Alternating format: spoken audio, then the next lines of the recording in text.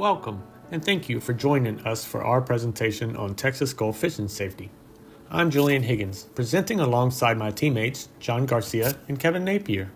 Together, we'll be exploring the essential safety practices, regulations, and conservation efforts that every angler should know before heading out on the Texas Gulf Coast. Whether you're a seasoned fisherman or just starting out, understanding these guidelines isn't just about following the law. It's about protecting marine life, staying safe on the water, and making sure everyone has a responsible and enjoyable experience. Let's dive in. Before we dive into the details, here's a quick overview of what we'll be covering in this presentation. First, we'll start with the environmental responsibilities, followed by licensing requirements, and then we'll take a closer look at Texas Gulf fishing limits and other regulations. From there, we'll move on into vessel requirements and safety gear, wrapping up with our works cited section. Each icon you see here is clickable, so feel free to navigate directly to any section using the links, or just follow along with the time design order to experience the full flow of the presentation. Let's get started. Fishing isn't just about the catch, it's about how we care for the environment while we're out there. First, always dispose of fishing lines and hooks properly. These can seriously injure birds, turtles, and other wildlife if left behind. Respect no-catch zones and avoid disturbing marshes and estuaries. These areas are critical breeding grounds and help maintain the balance of the ecosystem. Catch and release isn't just a suggestion, it's a powerful way to protect fish populations, especially for species under pressure. If you see pollution or hazards while in the water, report it. Your awareness helps keep the environment safe for everyone. And finally, practice sustainable fishing. That means knowing the rules, taking only what you need, and thinking long term. These responsibilities aren't just good habits, they're a part of being a respectful and informed angler. Before you can cast a line in Texas waters, it's important to understand how fishing is defined and what is required to get a fishing license in the state of Texas. In Texas, fishing is defined as any attempt to take aquatic animal life, by any method. That means whether you're using a rod, net, or even your hands, you're considered a fisherman under state law. Both residents and non-residents need a license to fish in public fresh or saltwater. However, there are some exceptions.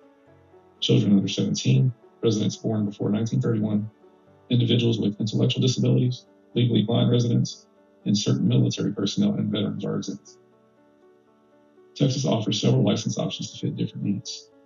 For example, a freshwater license costs $30 for residents and $58 for non-residents, while an all-water license is $40 for residents and $68 for non-residents. There's even an option for a one-day license for casual anglers starting at just $11. Choosing the right license ensures you're fishing legally and helps fund conservation efforts across the state. Now let's take a quick look at this video that gives some brief details on where and how to purchase a fishing license.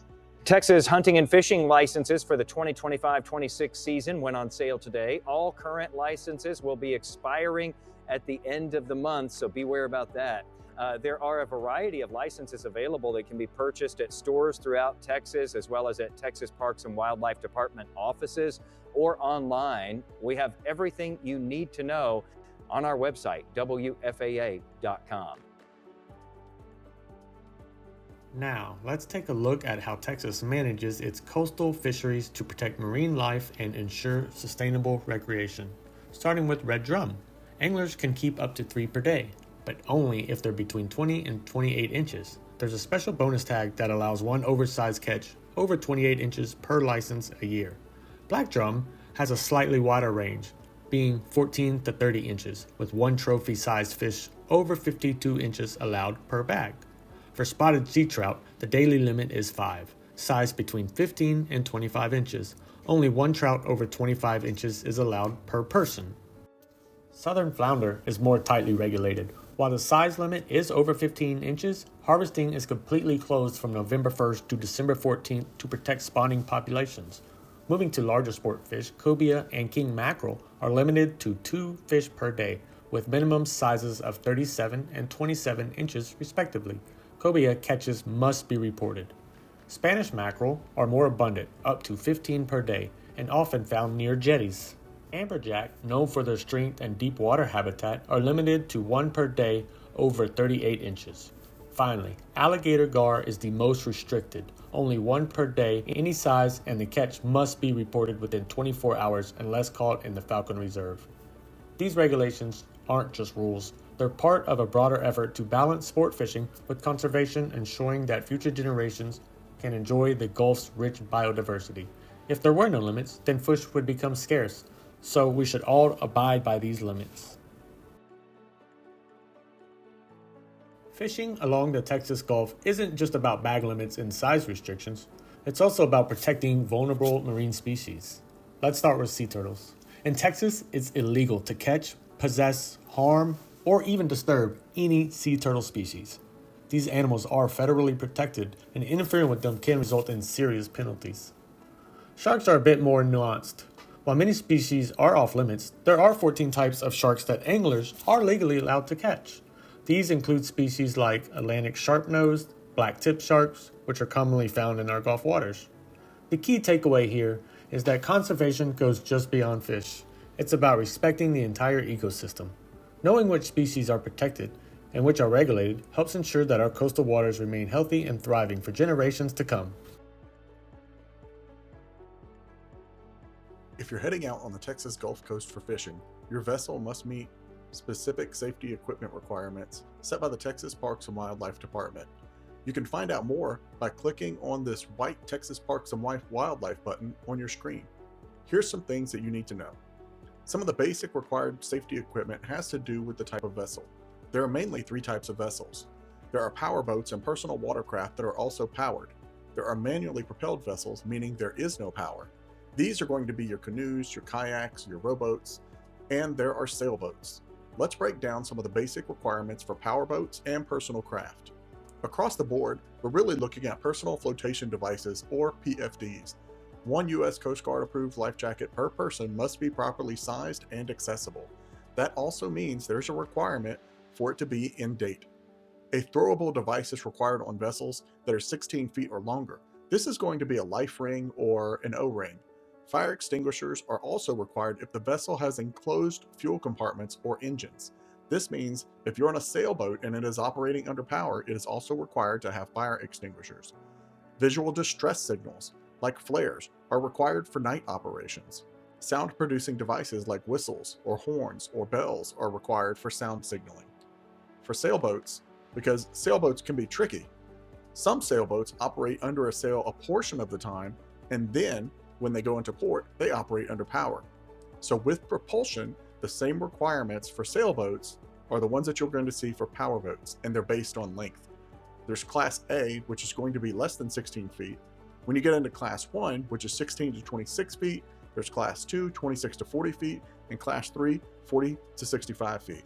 You can find out more information on the Texas Parks and Wildlife website.